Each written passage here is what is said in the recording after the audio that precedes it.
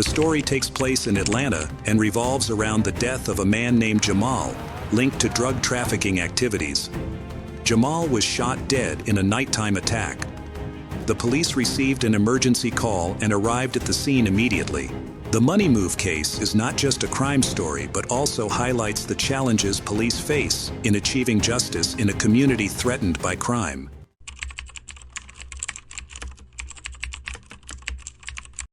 A rusty old car slowly pulled into the dark, damp alley in the southern suburbs of the city. Atlanta, 10:30 p.m. Two men stepped out of the car, their faces obscured in the darkness. The headlights went out, leaving the area shrouded in gloom. Listen, this is a big money-making deal, understand? We just need to do it right, and life will be easy after this. No more worries. But I don't feel safe. Are you sure your friend can be trusted? Hey, we're already halfway through. Don't turn back now. I promise it'll be fine. Just follow the plan. I know my guy very well. He's not the type to hurt anyone. Don't worry. This job will go smoothly.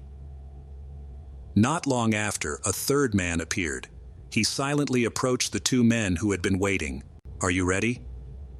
The two men looked at each other, hesitated for a moment. But then the one in the black hooded shirt stepped forward decisively. His desire for money drove him forward. Everyone craves wealth and a luxurious life without having to sacrifice too much. But he didn't know that the life he wanted would never come. Detective James got a call just as he was stepping out of the office, informing him about a murder in a deserted alley in the southern suburbs of the city. Residents called the police station to report a young man's body found next to a garbage bin in the alley. This area, which has recently become known for scams and robberies and now even murder, used to be quite peaceful. The series of incidents in just a few months has raised concerns about a growing sense of social instability. The crime scene was grim. The victim was left in a pile of trash near the neighborhood's waste disposal area, making it hard for people taking out garbage at night to notice. I shone my flashlight to throw away the trash, and then I saw his legs sticking out next to the bin. At first, I thought someone was just drunk, but when I got closer, I saw a bullet wound in his chest, his face pale, eyes wide open. I couldn't believe it. I've lived here for more than half my life, and there's never been a robbery until recently. Now, for the first time, I see someone murdered. What's happening to us? The police have to do something. We're all haunted and terrified.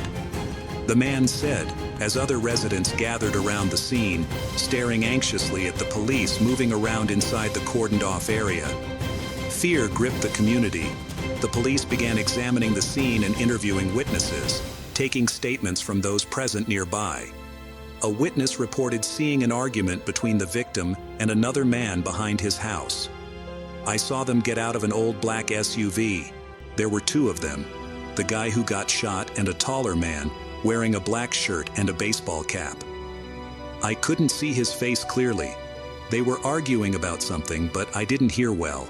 The loudest thing I heard was the victim angrily shouting curses, though I'm not sure if he was yelling at the other guy.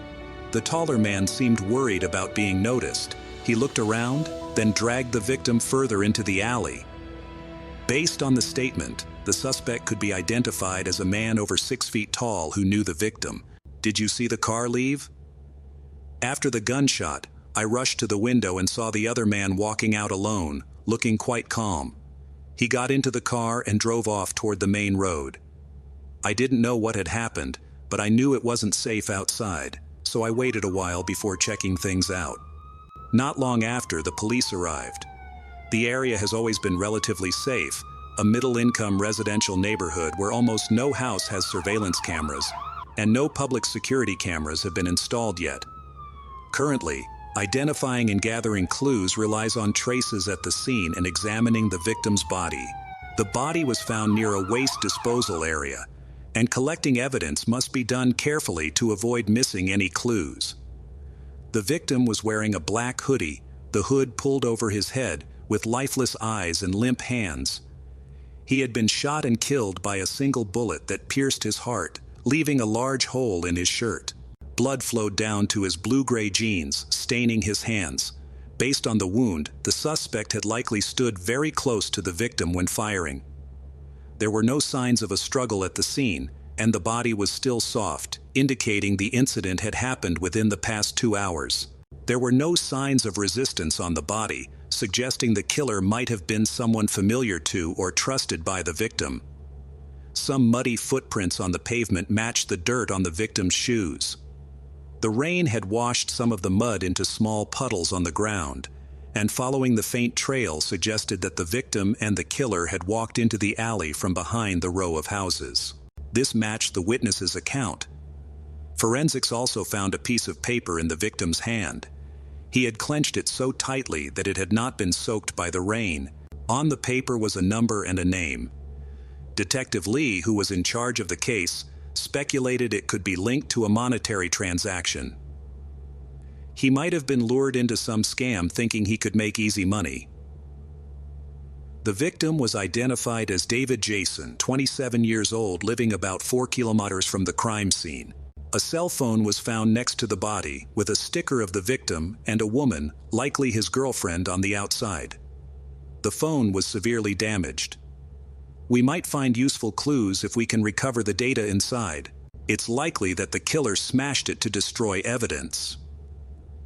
Details about the victim's relationships were quickly gathered, and Detective Lee and his partner, Detective James, went to the victim's house to meet his family and learn more about the people close to him.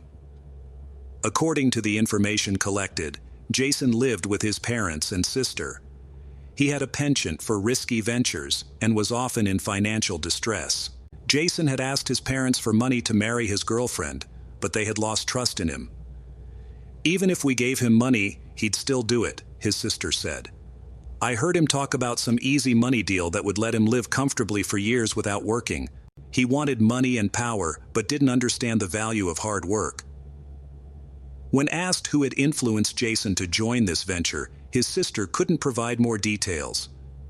"He just boasted about what he was going to do, but I didn't care.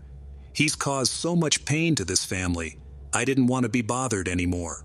But you might want to talk to his girlfriend Jessica. She might know something." The police went to see Jessica at the address Jason's sister had given. Jessica opened the door with a sorrowful expression. "Jason wanted to make money to pay for the wedding because we're having a baby," she said tearfully. "I'm pregnant, and it drove him to take the deal. A close friend of his introduced him to it, and they went together. I don't know what they discussed, but he went with Rico that night. When I tried to contact Rico to find Jason, his phone was off, and then I got the news about Jason's death." With the information Jessica provided about Rico's phone number and address, the police quickly tracked him down. Fearing Rico might be the killer, they prepared a plan and warrant before approaching his house. But unexpectedly, Rico opened the door shortly after the doorbell rang. He seemed very scared and willingly went with the police. At the station, Rico sat in silence, looking anxious, as the two detectives questioned him about where he and Jason had gone and what job they had taken the night of the murder. Rico became even more pensive. "If you agreed to come with us, you must have already made your decision," Detective Lee said. "Yes, but I'm afraid they'll kill me too, just like they did Jason." "Do you think you'll be safe if they're left free? You'd better tell us what you know before it's too late." Rico finally spoke. He and Jason had been offered a deal by someone named Big P. They only had to transport some goods for him and would get a massive payout, as long as they kept quiet afterward. But first, they had to put down money as a deposit for the goods they were moving.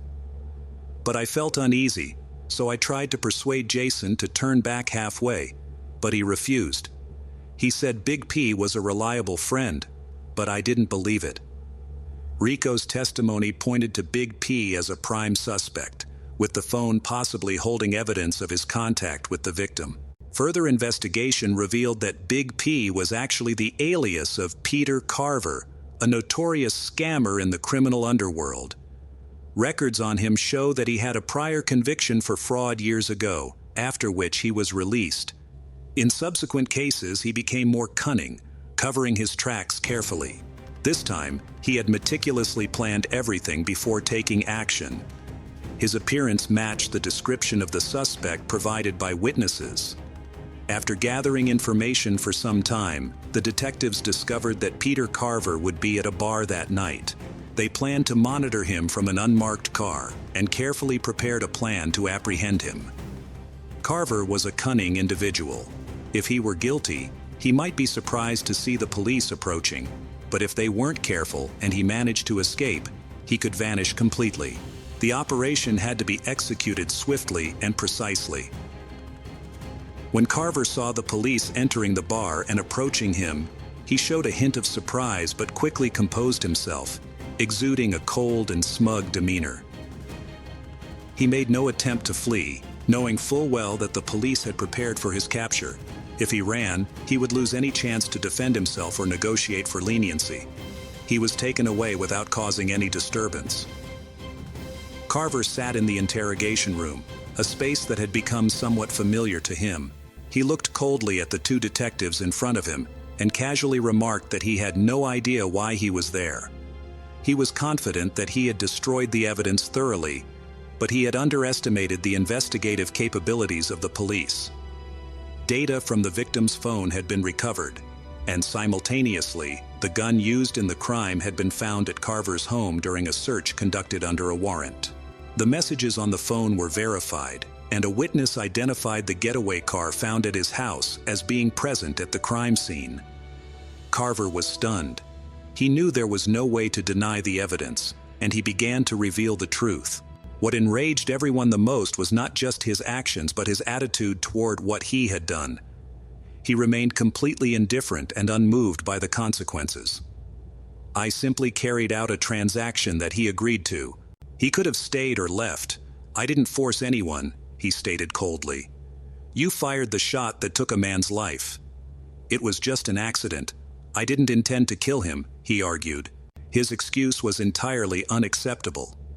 In the end, the real culprit had to face the consequences of his actions with a punishment befitting his crime. Jason paid the ultimate price with his life, blinded by greed and a flawed understanding of reality. There is no easy path to success or wealth. The value of hard work creates true prosperity, and only those who understand this can generate real value for themselves.